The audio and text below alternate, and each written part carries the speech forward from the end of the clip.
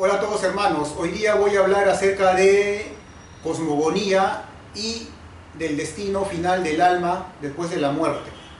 Como ustedes entenderán, durante miles de años el ser humano se ha preguntado cuál es el origen de la humanidad, del ser humano, y cuál es el destino del alma después de la muerte.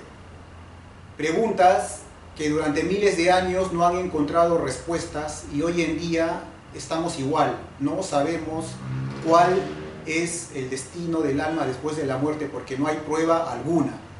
Es así que en todas las culturas del mundo, en todas las religiones del mundo, cada quien ha hecho su propia mitología sobre la creación de la humanidad y también ha establecido sus creencias de cuál es el destino del alma después de la muerte. En el mundo oriental se dice que existen las reencarnaciones y las vidas sucesivas, y en el mundo occidental se dice que después de la muerte el ser humano pasará a un paraíso por la eternidad o se irá a un infierno por la eternidad. De eso vamos a hablar hoy día, amigos. Para poder entender nuestra realidad de hoy en día es necesario conocer cuáles eran las creencias de nuestros antepasados. Y recién ahí entender nuestra realidad de hoy en día y después proyectarnos o decir cómo va a ser en el futuro. Bueno, empecemos. Empecemos por las culturas más antiguas, que son las de Oriente, los hindúes. El hinduismo es una de las religiones más antiguas del planeta. Data de hace 2000 o 1500 años antes de Cristo, cuando los indoarios llegaron del centro de Europa y conquistaron todo lo que es la península del Indo, todo lo que es la India, la cultura del Valle del Indo, que antiguamente ahí se desarrolló. Ellos introdujeron la religión védica, la religión brahmánica, y esa religión ha llegado hasta nuestros días. ¿Cuál era el origen del universo para los hindúes? Como todas las culturas del mundo, el origen del universo es mitológico. Existen varias mitologías acerca de la creación del universo. Una de ellas es del dios Purusha. Se dice que originalmente existía un dios Purusha que tenía 1000 cabezas y tenía 1000 piernas. Y ese dios fue sacrificado por los demás dioses. De la cabeza del dios Purusha salió el cielo. Su ombligo se convirtió en la atmósfera. De sus pies salió la tierra. Su mente se convirtió en la luna. Sus ojos se convirtieron en el sol y su respiración en el viento. Y el origen del ser humano también es del mismo Purusha. Se dice que de su cabeza de Purusha salieron los brahmanes, que son la casta sacerdotal, la casta superior. De su hombro, de su torso, salieron los chaitras, que son los políticos y los soldados, son la clase dominante. De su cintura salieron la casta de los vaishyas, que son los comerciantes, los artesanos. Y de sus pies salieron los shudras, que son los obreros, los campesinos. Y existe una última casta que se llaman los dalits. Ellos no salieron de ninguna parte de Purusha. Son gente sin casta. Ellos son los desterrados, los que no tienen tierra, los callejeros, los que trabajan recolectando los residuos humanos, los que trabajan curtiendo el cuero y los que trabajan enterrando a los muertos. Son la gente más humilde, los más discriminados en la India. Así es como establecieron los hindúes su sociedad, a través de sistemas de castas. Todo ideado por los brahmanes, por los sacerdotes, por los indoarios, para tener un orden social y un dominio sobre las demás personas. Y hasta ahorita, hasta hoy en día, sigue predominando el sistema de castas. Así es como se estableció el origen del universo y de los hombres según la religión hindú. Luego pasamos a la religión de los chinos. Los antiguos chinos también tenían varias mitologías acerca de la creación del ser humano del universo. Y una de las mitologías más populares y más arraigadas en la cultura china se dice de un dios o un ser llamado Pangu, que tenía forma de hombre. Pangu estaba durmiendo dentro de un huevo cósmico y durmió durante 18.000 años en un huevo cósmico gigante. Y después de 18.000 años, Pangu despertó y rompió la cáscara del huevo y separó en dos el universo. En sus pies se formó la tierra, que lo llamaron el yin, y de sus brazos para arriba lo llamaron el yang. Entonces, Pangu creció durante 18.000 años separando las dos partes del huevo cósmico. Creció tanto y separó el cielo de la tierra durante 18.000 años. Crecía a una rapidez inimaginable y separó tanto el cielo y la tierra que no se puede medir. Y después de 18.000 años, Pangu se cansó de crecer y murió. Al morir Pangu, de su respiración surgió el viento, de su voz el trueno. Del ojo izquierdo surgió el sol, del ojo derecho surgió la luna. Su cuerpo se transformó en las montañas, su sangre en los ríos, sus músculos en las tierras fértiles, su vello, el vello de su cara en las estrellas y la Vía Láctea. Su pelo dio origen a los bosques, sus huesos a los minerales de valor y su médula ósea a los diamantes sagrados. Y las pulgas que habitaban en el cuerpo de Pangu se convirtieron en los seres humanos. Es decir, que los seres humanos somos las pulgas de Pangu. Es así como los chinos concibieron el universo. Para los chinos también existía un inframundo, donde los muertos, el alma de los muertos, iban a una especie de purgatorio llamado Diyu. Ahí estaban un tiempo purgando sus penas o se quedaban por la eternidad, y de vez en cuando esas almas subían al mundo terrenal para atormentar a sus seres queridos o para ayudarlos y bendecirlos en sus quehaceres diarios. Así era la cosmovisión de los chinos, en tres niveles: la parte superior, el mundo de los dioses; la tierra, donde está el mundo de los vivos; y en un inframundo, el mundo de los muertos. Ahora pasemos a la cosmogonía en el antiguo Egipto. Al igual que las demás culturas, los egipcios también dividieron en tres el universo: en el cielo, donde están los dioses; en la tierra, el mundo de los seres vivos, de los animales y de todas las cosas que conocemos; y un inframundo. También tienen varias mitologías acerca de la creación del universo, y una de ellas, la más popular, es la Eneada, de los 9 dioses. ¿Qué significa de los 9 dioses? El dios principal era el dios Sol, que se llamaba Ra. Ra escupió al dios Shu, que es el aire, y al dios Tefnut, que es la humedad. Shu y Tefnut engendraron a Get y Nut.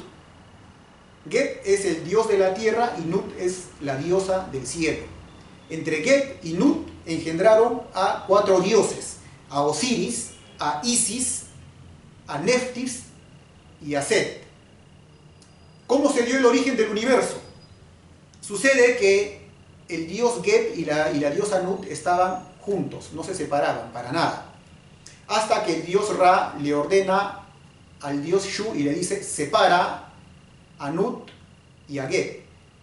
Y Shu se pone en medio de los dos y empieza a separar el cielo y la tierra. Lo separa tanto, demasiado, a unas distancias increíbles, imposibles de medir, cosa que Get se queda en el suelo, que es la tierra, y Nut, en forma de arco, como vemos en la imagen, formó el arco, la bóveda celeste.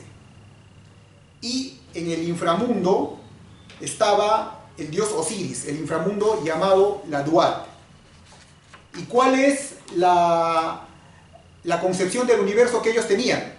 Resulta que el dios Ra todas las mañanas nacía en el este, o sea, en el Mar Rojo, nacía joven, al mediodía se convertía en adulto en el centro del cielo, y en las tardes, al anochecer, se convertía en anciano. Y ahí empezaba una lucha con la oscuridad, con los dioses del inframundo.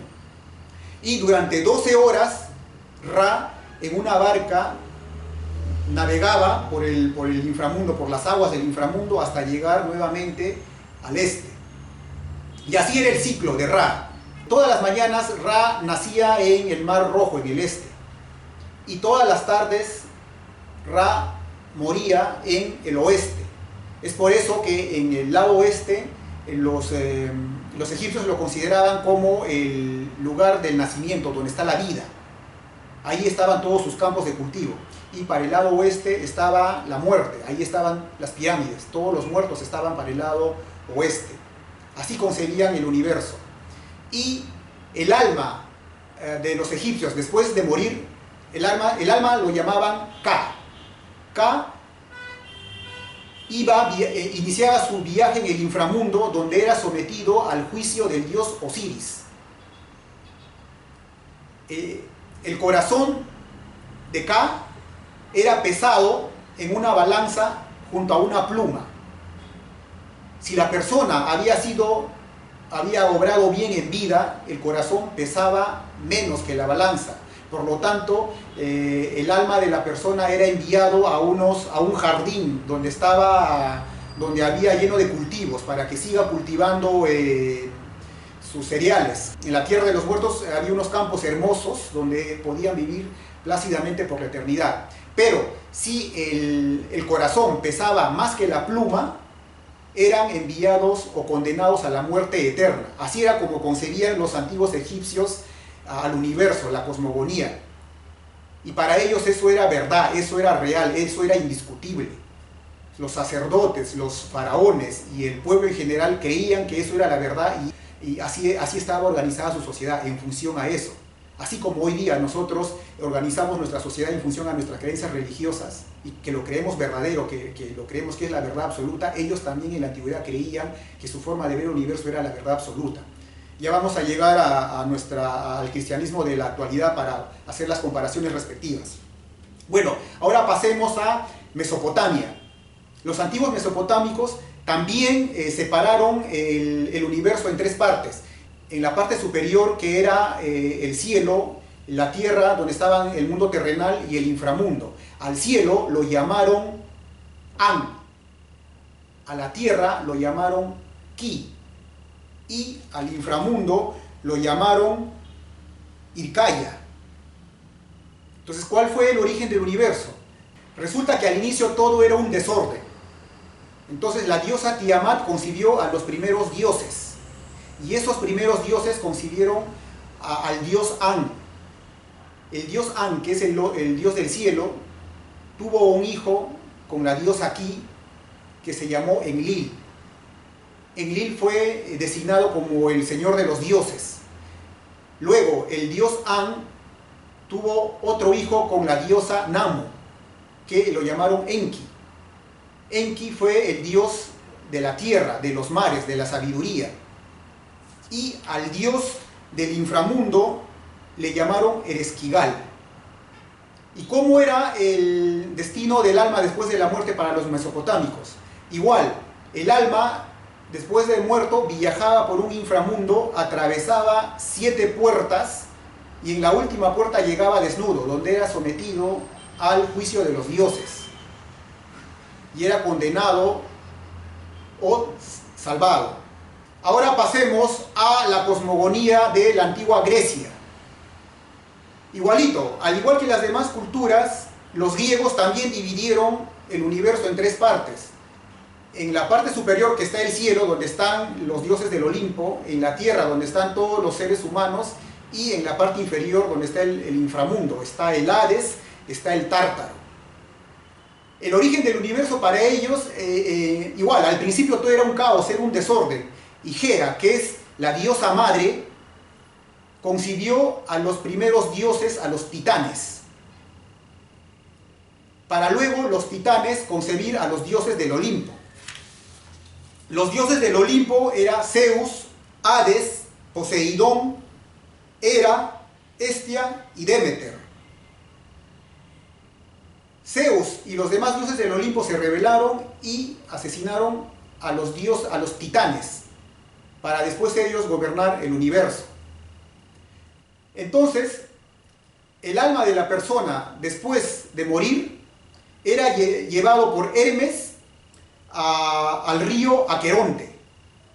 Y en ese río se encontraba un barquero que se llamaba Caronte. Para que Caronte te pueda llevar al otro lado del río, para que puedas llegar al mundo de los muertos, tú tenías que pagarle con una moneda. Y esa moneda era de plata o de oro y le ponían debajo de la lengua o entre los ojos. El alma le pagaba a Caronte esa moneda y Caronte te llevaba al otro lado del río, donde había un perro que se llamaba Cerbero, un perro de 3 cabezas. Y el perro te conducía a los dioses donde eras juzgado. Estaba el Asfódelos. El Asfódelos era un lugar destinado para la gente común y corriente. Era un lugar sombrío donde las almas se las pasaban reposando.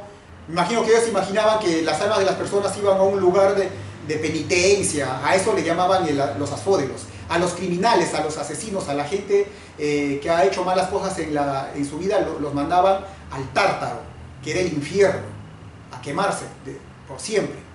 Y a los héroes muertos en guerra eran enviados a los campos elíseos. Era como una especie de paraíso. O sea, el inframundo estaba en 3 niveles: los campos elíseos, los Asfódelos y el Tártaro. Así concibieron los antiguos griegos el universo. Ahora pasemos a la mitología nórdica, los vikingos.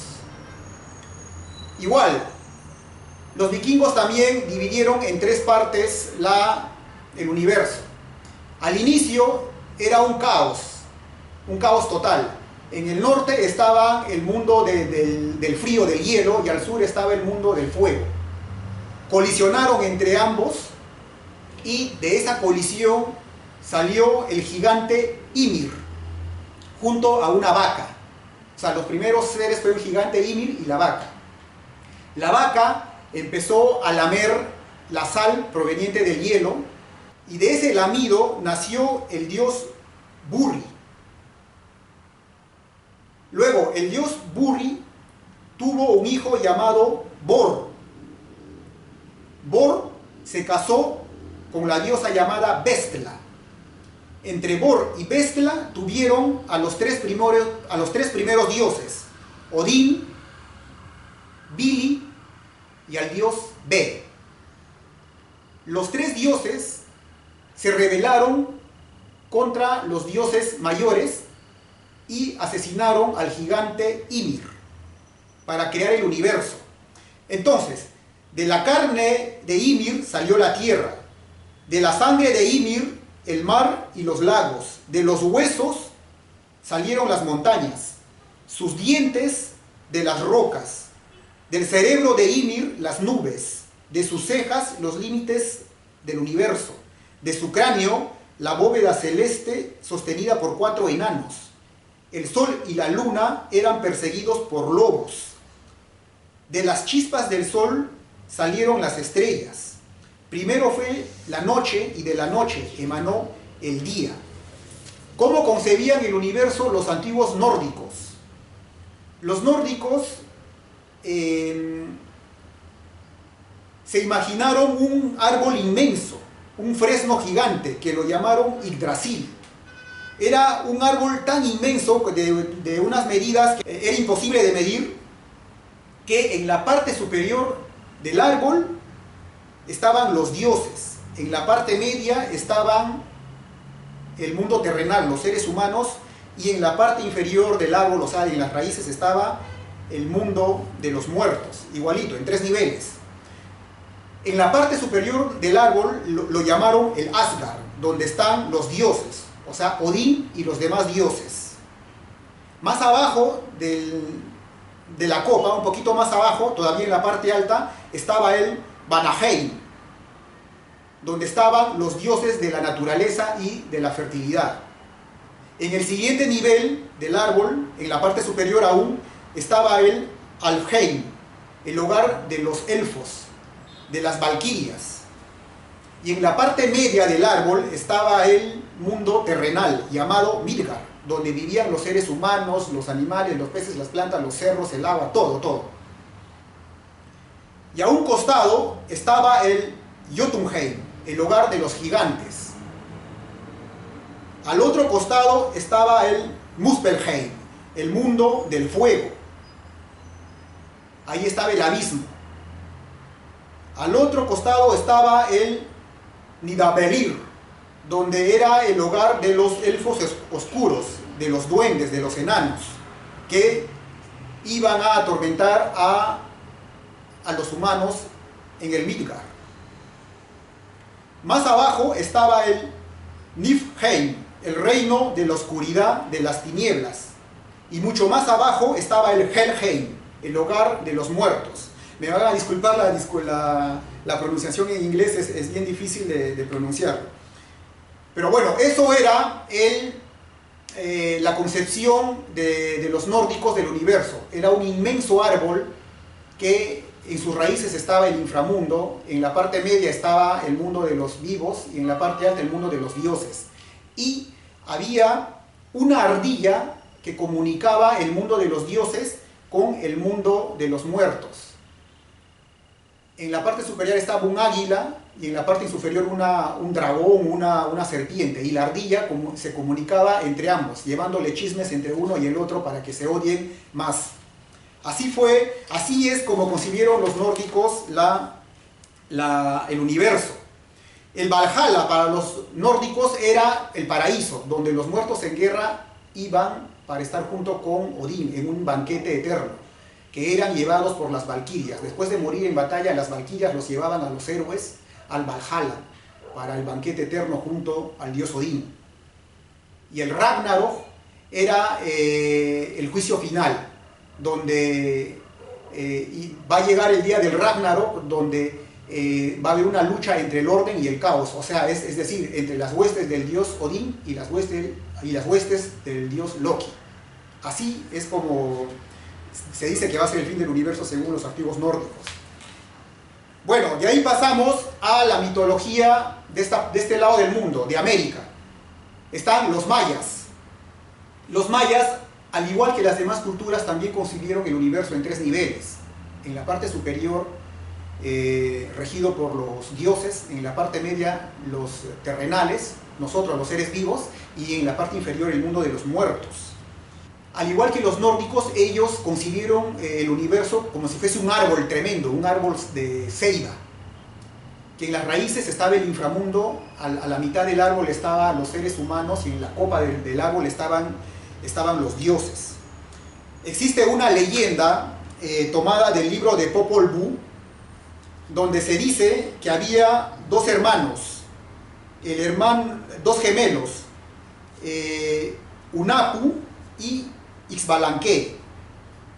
Ambos hermanos eran torturados o maltratados por sus demás hermanos, y ellos les propusieron hacer un juego de la pelota maya a sus hermanos en el inframundo, pero los hermanos siempre ganaban haciendo trampas, hasta que llegó por último que los gemelos ganaron y se vengaron de sus hermanos mayores, que los convirtieron en monos mandándole a la parte alta del árbol.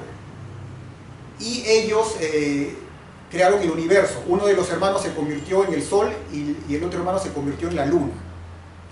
Y en el inframundo lo llamaron el Xibalbá, donde los muertos iban y eran sometidos a un juicio eterno. Los buenos eran enviados a la eternidad y los malos se quedaban en el mundo subterráneo. Bueno, eso más o menos es cómo han adaptado las leyendas, y no se sabe si fue cierto, porque algunos dicen que eso ya fue adaptaciones al cristianismo que trajeron los españoles. Hay poca información acerca de cómo concibieron la vida después de la muerte de los antiguos mayas. Luego pasamos a la cosmogonía andina de Sudamérica. Ellos concibieron el universo al igual que todas las demás culturas en el mundo, de 3 niveles: cielo, tierra e inframundo. Al cielo lo llamaron el Hanan Pacha, donde estaba el sol, gobernado por el dios Sol, el Inti, Hanan Pacha. En el mundo terrenal, donde vivimos nosotros ahora, lo llamaron el Kai Pacha. Kai significa esta tierra, Hanan significa arriba, el mundo de arriba, Kai Pacha, el mundo de acá, y al inframundo le llamaron el Uku Pacha. Uku significa abajo. Uku es en alguna parte de Perú, y en otras partes de Perú le dicen Uru, Ucupacha o Urupacha. El asunto es que igual lo dividieron el universo en tres partes. Al sol le llamaron el Inti, el dios sol. A la luna le llamaron Quilla, la dios luna. A la tierra, la Pachamama, la madre tierra. A los cerros lo llamaron los Apus. Como ustedes entenderán que toda esta parte de Sudamérica están los Andes, inmensas montañas inaccesibles. Yo recuerdo que cuando de niño era niño veía allá en la sierra, veía a lo alto del cerro, a la punta del cerro, y decía, en la punta de ese cerro algo debe suceder. Ahí arriba está Dios, en la punta de ese cerro, porque más arriba de eso ya no hay. Es así como igual los antiguos incas concebían el universo, creían que Dios estaba encima del cerro, y al cerro lo llamaron Apu, al dios Apu. Así era la religión incaica. Bueno, y ahora llegamos a la actualidad. Hemos hecho un repaso de todas las cosmogonías a nivel mundial, de todas las culturas más antiguas del nivel mundial, a nivel mundial, y nos hemos dado cuenta de que todas las culturas, sin excepción, han concebido el universo en tres partes: el cielo, donde está el mundo de los dioses, en la tierra, el mundo de los vivos, de los seres humanos, y el inframundo, que está debajo de la tierra, el mundo de los muertos. Todos han concebido el universo de esa manera.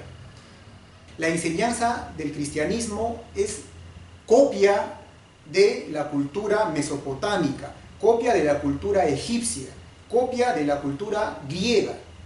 ¿Y cuál es eso? En resumen, son tres niveles: cielo, tierra e inframundo. En el cielo están los dioses sobre las nubes, en la tierra estamos nosotros los pecadores, y en el inframundo están los que han muerto y están pagando sus pecados. Ahí está el infierno.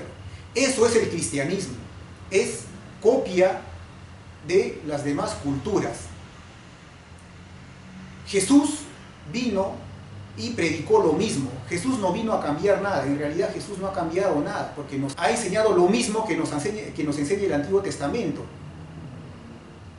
El Sheol, el mundo de los muertos. Y prueba de eso está en que si yo les digo a ustedes, señores, imagínense el universo, imagínense cómo es el universo, automáticamente ustedes se imaginan las estrellas, las galaxias, el sistema solar, los planetas girando alrededor del Sol, que el Sol forma parte de una galaxia que es mucho más grande, y que la galaxia forma parte de un grupo de galaxias, y un grupo de galaxias formará parte de un cúmulo de galaxias mucho más grande, y no sé qué más, porque ya no sabemos más, la humanidad aún no ha descubierto más. Cuando yo les hablo de ciencia, de cosmología, ustedes imaginan eso. Pero cuando les digo, imagínense el destino del alma después de la muerte, ustedes automáticamente se imaginan los tres niveles que nos enseña el cristianismo: el cielo, la tierra y el infierno. Es decir, regresan su mente a las enseñanzas de la antigüedad. Entonces no es así como funciona el universo.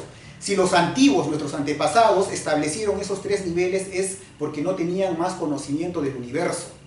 No sabían más. Ellos lo único que era, en las noches observaban el firmamento y se imaginaban cómo era el universo en tres niveles.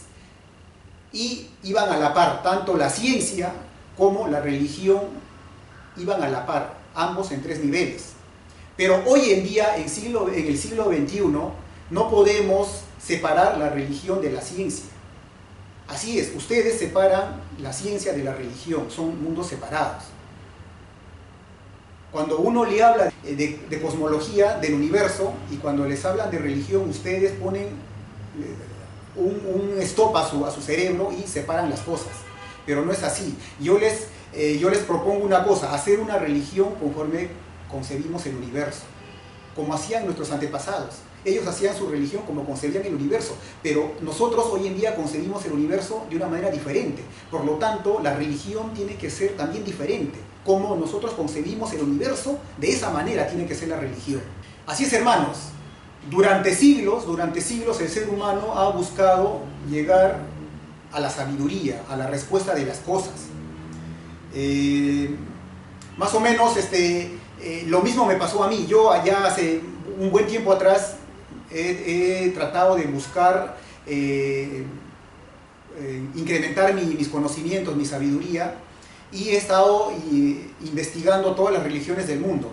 Y sucede que un ejemplo, ¿no? Cuando yo una vez escuché hablar a un sabio judío, un hombre lleno de sabiduría, que nos hablaba de la Torá, nos hablaba del Talmud, de la Cábala, del Zohar, y yo decía, oh, cuánto conocimiento tiene ese señor, cuánta sabiduría imparte.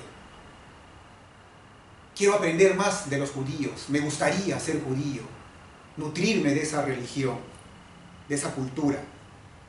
Y me ponía a estudiar a los judíos. Después pasaba el tiempo y escuchaba a un monje budista, a un lama, a un sabio budista, y le escuchaba hablar de Buda, de la historia de Buda, de las reencarnaciones, del nirvana, de la paz interior del alma. Y yo me quedaba sorprendido y decía, oh, cuánta sabiduría tiene ese señor, ese monje budista. Quiero ser budista. Y así, después pasaba el tiempo y escuchaba a un gurú hindú. Esos señores que se sientan con los pies cruzados y vestidos de naranja y con las manos cruzadas, y nos hablaba de la cultura india, de la religión hindú, del Brahma, del dios Brahma, del dios Vishnu, del dios Shiva, de las reencarnaciones, de la espiritualidad. De todo eso nos hablaba, te hablaba el gurú, y uno se queda sorprendido, boquiabierto, y dice, oh, cuánta sabiduría de ese señor. Está respaldado por una religión de miles de años. Quiero ser hindú. Y así, me imagino que también les ha sucedido eso a ustedes.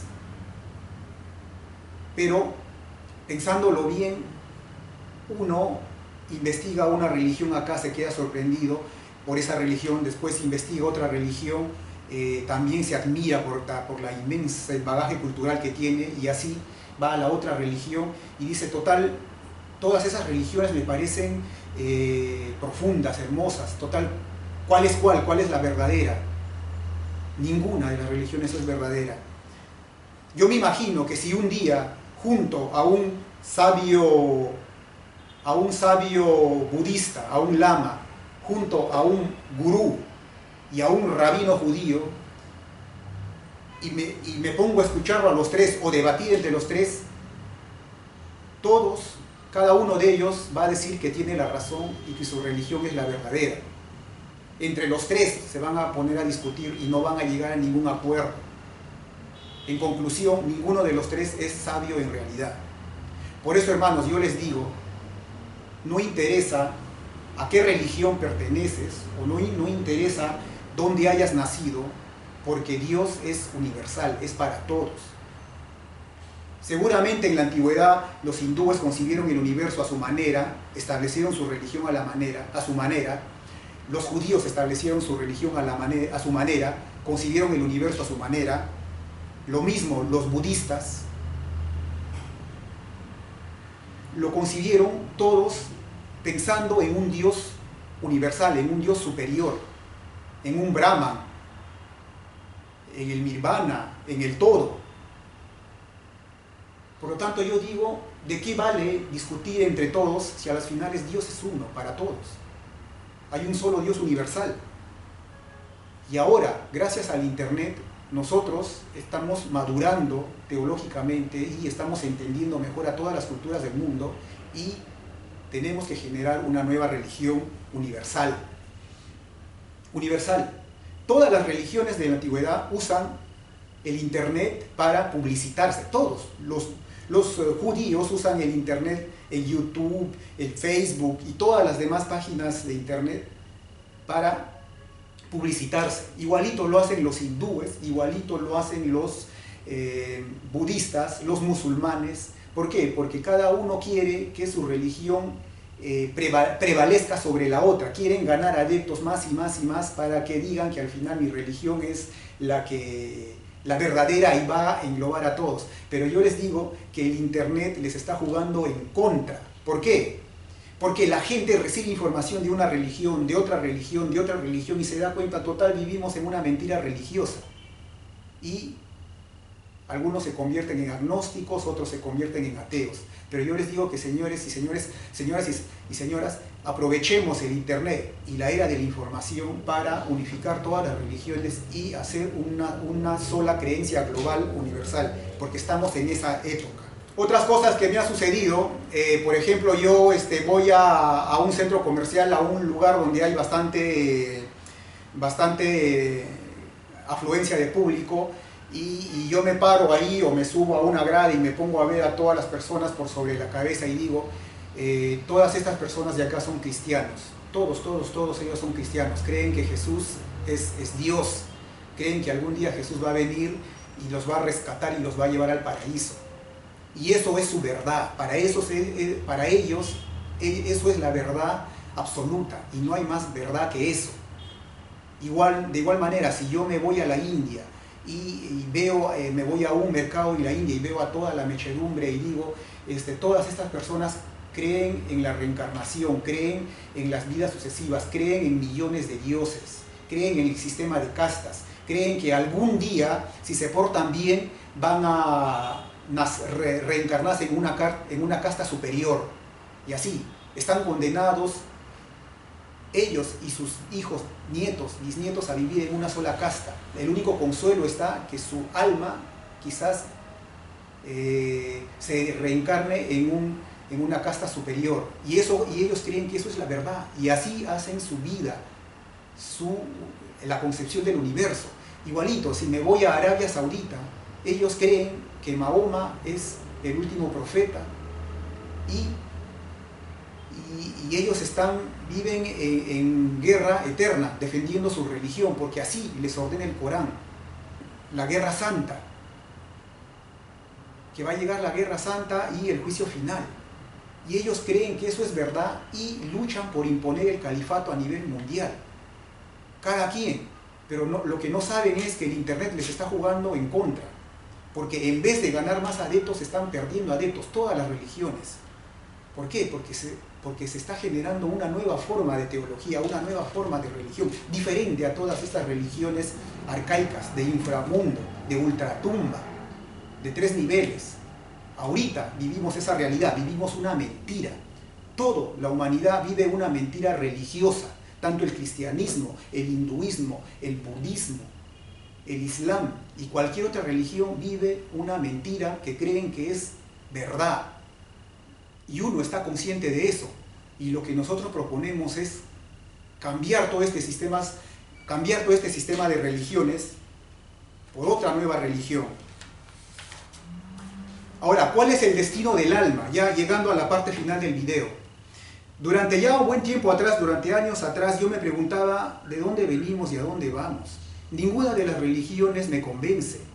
Ni la reencarnación, ni la vida eterna, ni el infierno. Entonces yo decía, ojalá Diosito algún día me ilumine y en las noches cuando yo estoy durmiendo se me aparezca y me revele cuál es la verdad, de dónde venimos y si hay vida o no después de la muerte, qué pasa con nuestro espíritu, con nuestra alma después de morir. Y me iba y me acostaba esperando que en mis sueños Diosito venga y me revele. Y al día siguiente me despertaba y no soñaba nada, soñaba cualquier cosa menos con Dios revelándome la verdad. Y así decía, bueno, esta noche no ha venido Dios, quizás en la siguiente noche vendrá. Y así pasaban noches, días, noches, y nunca Dios llegaba a revelarme nada, nada, nunca. Entonces dije, oye, Diosito nunca ha venido a revelarme nada. Bueno, entonces, ojalá algún día tenga contacto con los seres extraterrestres, con los seres que vienen a visitarnos de otras galaxias, de otros sistemas solares, esos seres que nos llevan miles de años de tecnología y de evolución, y quizás ellos me revelen cuál es la esencia de Dios, cómo es Dios, de qué manera ellos creen en Dios, porque ellos han pasado por lo que nosotros ya hemos pasado. Ellos han evolucionado, y al llevarnos miles de años de adelanto tecnológico, también nos llevan miles de años en evolución religiosa. Y ellos tienen otro concepto de Dios, otro concepto del universo, entienden a Dios de otra manera. Y yo decía, ojalá algún día algún extraterrestre venga y tenga algún contacto conmigo y me diga cuál es la esencia de Dios, cómo ellos creen en Dios, porque ellos también tienen religión, mucho más evolucionada que nosotros. Y total, no sucedió ni lo uno ni lo otro, ni nunca Dios me reveló en las noches, y nunca he tenido alguna experiencia con los extraterrestres. La única experiencia con los extraterrestres que yo tuve fue cuando era niño, ahí en las montañas, cuando estaba pastoreando las vacas, las ovejas. Nosotros de niños veíamos al avión cruzar el cielo, y el avión cruzaba lento, dejando su estela, dejando el humo, ¿no? Los gases, el vapor de agua que dejaban, y cruzaban ahí por el cielo lento. Se demoraban como 10 minutos en cruzar de un lado del cielo al otro lado del cielo, dejando la estela y una raya en el cielo. Y nosotros de niños, cuando veíamos cruzar el avión con nuestros amigos, decíamos, avión, llévame, llévame, llévame contigo, llévame, así. Cada avión que veíamos pasar en el cielo, nos poníamos a gritar, llévame, llévame, y veíamos cómo dejaba la estela. Y sucede que un día, cuando yo estaba pastoreando los animales, levanté la mirada al cielo y vi cruzar un objeto con luces, el cielo, así. En menos de un segundo cruzó de un extremo del cielo al otro extremo del cielo con unas lucecitas, así. Y yo vi, ¿qué es eso?, dije yo. Y me puse a pensar y dije, eso no puede ser un avión, porque los aviones al cruzar dejan su estela y se demoran como 10 minutos en cruzar de un extremo a un extremo. Este objeto ha cruzado, pero en un segundo, en menos de un segundo. Tampoco puede ser un helicóptero, porque los helicópteros vuelan más abajo y haciendo bulla con sus hélices. Entonces eso no es ni un avión ni un helicóptero. Entonces lo único que se me vino a la cabeza es, esos son los extraterrestres, nada más, ese es un ovni. Eso fue la única experiencia extraterrestre que yo tuve. Y como les digo, hermanos, nunca Dios me ha revelado nada, y nunca he tenido ninguna experiencia con los extraterrestres. Eso no quiere decir que no existe Dios y que tampoco existen los extraterrestres, porque tanto Dios existe y también los extraterrestres existen, porque el universo es inmenso. Dios ha creado vida por todo el universo, y decir que los humanos somos los únicos en el universo es como menospreciar la grandeza de Dios. Pensar o decir que nosotros somos la única creación inteligente de Dios es menospreciar la inmensidad de Dios. Es como que decir que Dios no tiene más poder que el que crea a los humanos. No, el universo es tan vasto, tan inmenso, que los humanos ni siquiera conocemos ni la décima ni la quinta parte del universo. Conocemos una minúscula del universo y nos atrevemos a decir que no hay vida más allá del universo. No, sí hay vida más allá del universo. Y eso, señores, en algún momento se va a llegar a saber, y se aprenderá muchas cosas de ellos. Pasaremos a otra etapa de evolución. Nosotros aún estamos en evolución, estamos evolucionando, estamos madurando. Todo lo que nuestros antepasados lo vivieron en la época de la carreta, en la época de la piedra, han tenido que pasar para nosotros vivir ahora, que consideramos época moderna. Yo no sé qué de moderno tienen ahora, porque aún seguimos en guerra, fabricando armas, matándonos entre humanos. Y nosotros aún estamos en evolución para que de acá a 500 años, 1000 años después, gracias a nosotros, nuestros descendientes vivan otra realidad, otro tipo de religión. Ellos van a concebir de una manera diferente el universo, van a tener otra forma de ver a Dios, otra forma de religión. Por eso yo le diría a los humanos que nuestros descendientes de acá, 500 o 1000 años, que cuando vean hacia atrás, cuando nos vean a nosotros, no se rían, no nos califiquen como salvajes, como seres semi-evolucionados, porque gracias a nosotros ellos van a estar en el nivel evolutivo que están. Porque es un proceso evolutivo que la humanidad, que los humanos tenemos.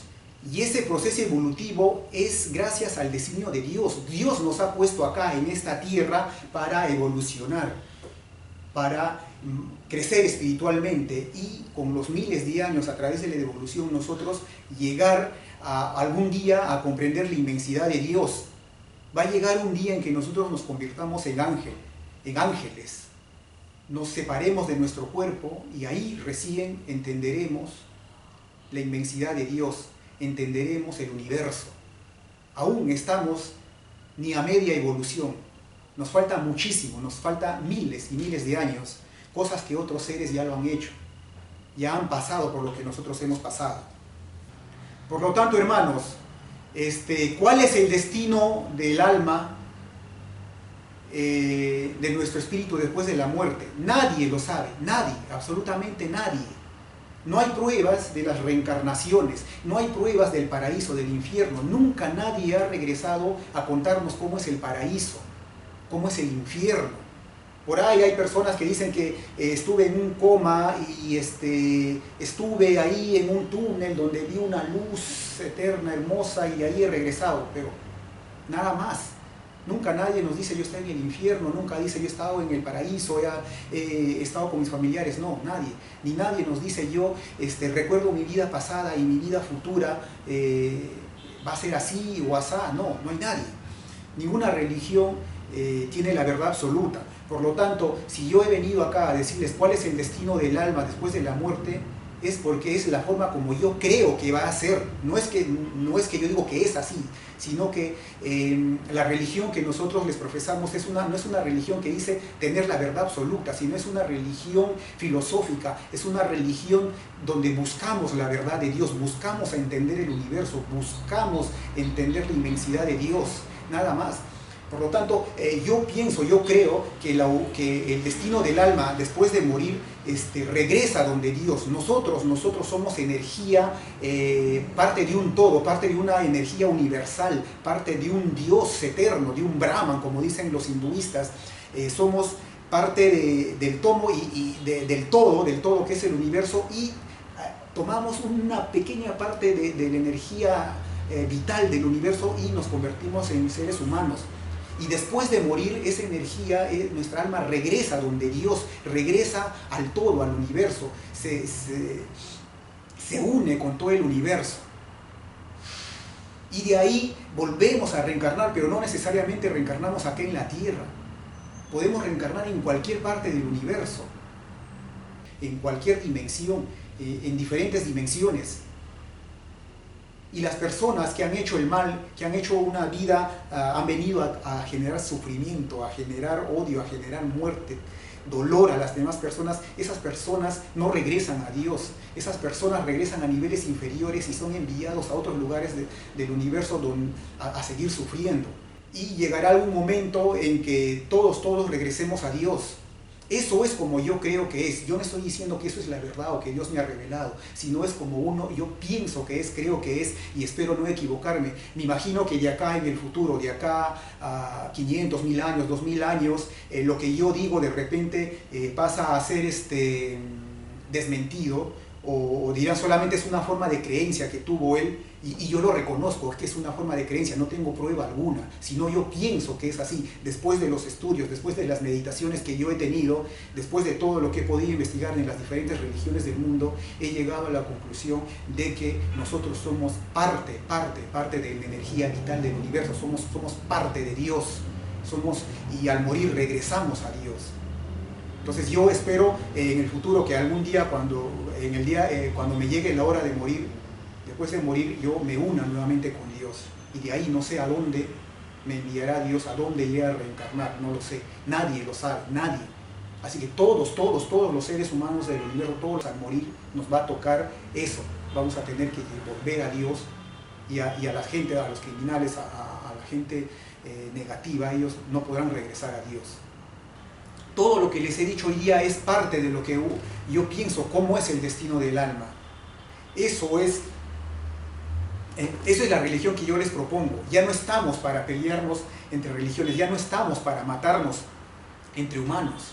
Ya todo eso de las guerras y todo eso tiene que quedar atrás. No es posible que ahorita los judíos y los palestinos estén peleándose, metiéndose bombas, aniquilándose unos a otros por culpa de la religión, por culpa de la Biblia, por culpa del Corán. ¿Por qué? Porque tanto judíos y palestinos reclaman esa tierra que están peleándose como suya. Porque según ellos, Dios les ha prometido esa tierra. Eso es falso. Dios no ha prometido nada a nadie. Dios nos ha sembrado acá para evolucionar y punto. No te ha dicho a ti te pertenece tal tierra, al otro le pertenece tal tierra. No, eso no existe. Todos los judíos y todos los palestinos están peleando una guerra religiosa sin sentido. Mientras exista la Biblia, mientras exista la Torá, mientras exista el Corán, las guerras nunca acabarán.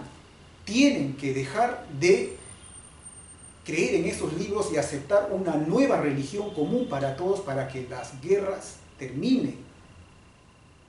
No tiene ningún sentido invertir dinero, llevar ayuda humanitaria, crear leyes, comprar tierras. No tiene sentido, porque mientras la gente no cambie sus creencias religiosas, las guerras siempre van a continuar. Por culpa de esos libros que dicen ser sagrados, el mundo vive una era de guerra. Todo eso tiene que cambiar, tienen que aceptar una nueva religión neutra, común para todo el mundo. Eso es la única solución, no hay otra solución, no existe otra solución excepto de aceptar una sola religión para todos y entender de que la tierra es de todos. ¿Por qué se pelean por un pedazo de tierra? Si el planeta es tan grande que se pueden acomodar, tomar posesión de una pequeña cosa, pero de manera comunitaria, dejando de lado sus creencias religiosas. Por favor, es tiempo de pasar a otra edad evolutiva. Se tiene que terminar todo eso. Así es, hermanos. Eso es lo que les quería predicar hoy día. La cosmogonía y el destino del alma después de la muerte. Espero no me haya equivocado. Muchas gracias.